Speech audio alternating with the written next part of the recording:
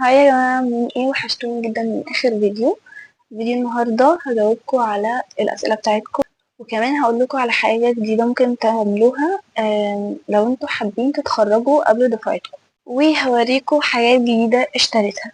فبس يلا من غير رغي كتير، لو حابين تشوفوا الفيديو كملوا للاخر واعملوا لي لايك سبسكرايب وتفعلوا الجرس، اعملوا شير للفيديو كتير قوي. ولو مش متابعيني على تيك توك هحط لكم اللينك في الديسكربشن بوكس، لان انا بدأت ان انا انزل عليه، وانا شايفه ان المشاهدات هناك اكتر من هنا بكتير، فانتوا لازم تشجعوني ان انا انزل هنا. دلوقتي هندخل على السؤال اللي بيتكرر كتير جدا: هل الانجليزي عائق؟ لان انا مش بعرف اتكلم انجليزي كويس ولما انتوا شفتوا الفيديو بتاعت البرزنتيشن اللي انا كنت بنزلها بتسألوني هل ده اجباري؟ ايوه اجباري وعليه درجات، وكل الدفعة هتشارك فيه، بتبقوا مجموعات وكل واحد بيطلع يشرح الجزء بتاعه. فانا كنت بنزل وانا بشرح المحاضرات دي عادي اختياري، يعني انت ممكن تطلبي ان انت تشرحي جزء معين، بس البرزنتيشن ده اجباري على كله. فانتوا لازم تعودوا نفسكم انتوا تكونوا واثقين من نفسكم جدا، يكون نطقكم للغة صح. مش شرط تكونوا بتعرفوا تتكلموا، هو الكلام قدامكم انتوا بس، يعني بتحفظوه في البيت طبعا عربي وانجليزي، وبتيجوا بتقرأوا يعني بتقدموا وممكن تبصوا كده يعني، فلازم نطقكم يكون صح طبعا عشان تاخدوا الدرجات كاملة. طيب هل هو أصلا في الأساس عائق؟ لا، لا خالص، يعني الشرح بيكون عربي وكل حاجة هتكون تمام، بس ان انتوا تذاكروا كويس جدا. سؤال كمان: هل بنحتاج لابتوب؟ بنحتاجه، بس مش شرط ان الكل يجيبه، يعني ممكن واحد مثلا يجيبه في كل جروب، يعني لما انتوا بتيجوا تعملوا جروبات بيكون حد معاه لابتوب، ممكن يعني تلاقوا حد معاه لابتوب، او انتوا ادخلوا في جروب، مثلا هو الجروب واحد من 10، فانتوا كل 10 يدخلوا ويكون واحد منهم معاه لابتوب عشان هتعملوا عليه الباوربوينت. ممكن كمان تستخدموه في مادة البايوستاتستكس والكمبيوتر، لان هو الشغل كله على الكمبيوتر، فانتوا ممكن تتدربوا عليه في البيت، يعني هو هيساعدكم شوية في الدراسة، فهو مهم بس مش ضروري بنسبة كبيرة، يعني ممكن ان انتوا تساعدوا بعض، لو حد معاه او كده يعمل للتاني والحاجات دي.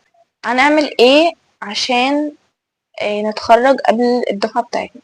ممكن تاخدوا مواد، مثلا سنة أولى اهو ممكن ياخدوا مواد في سمر من سنة تانية، يشوفوا ايه المواد المفتوحة وياخدوها، وبحيث ان هم يقللوا على نفسهم مواد، يعني في الترم العادي ممكن بدل 8 مواد ياخدوا 4 مواد، لان هم خلاص خدوا في السمر اللي قبل الدراسة ما تبدأ، خدوا مثلا 4 مواد، فكده بيكون الموضوع سهل. بس طبعا في ناس ما بتحبش كده، وعادي يعني اللي يريحك ده مش اجباري. وبالنسبة لي ازاي تذاكروا، انتوا يا جماعة مش محتاجين قنوات يوتيوب ان انتوا تتابعوها عشان المواد.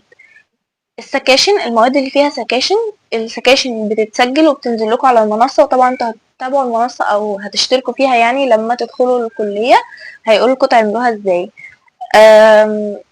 تاني حاجة، الحاجات اللي بتتشرح بيكون فيها حاجات زيادة جدا اللي هي يعني على يوتيوب وكده، فانتوا لما تاخدوا المادة لو في حاجة وقفت عليكم او انتوا مش فاهمينها هتبحثوا عن الحاجة دي، بس مش لازم تجيبوا المادة كلها على بعضها.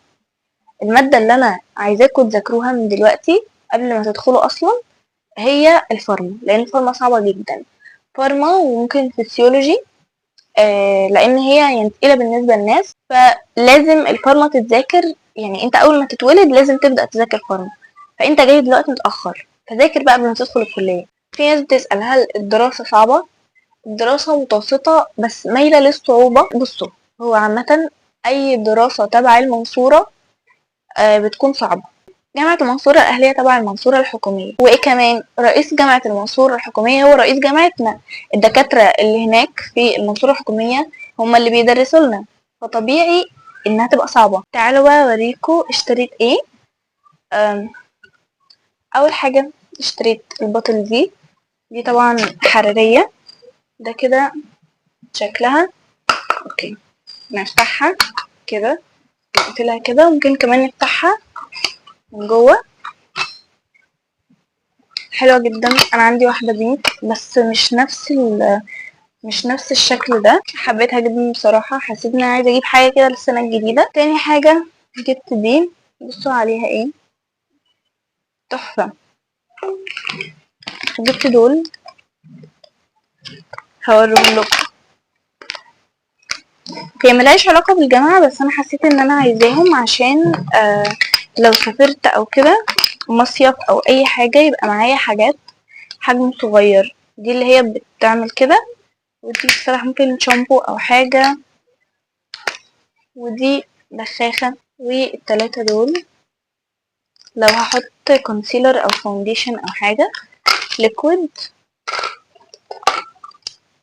فجبت منهم 2 للجامعة. بقى جبت ده طبعا معايا من السنة اللي فاتت من اول السنة بس انا ما عملتش بيه حاجة.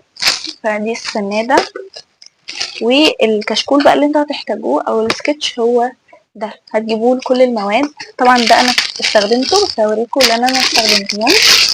ده اول واحد وده تاني واحد. فبس كده ده كان فيديو النهارده. لو عجبكم الفيديو متنسوش تعملوا لايك سبسكرايب وتفعلوا الجرس. بحبكم جدا واشوفكم في فيديو جديد.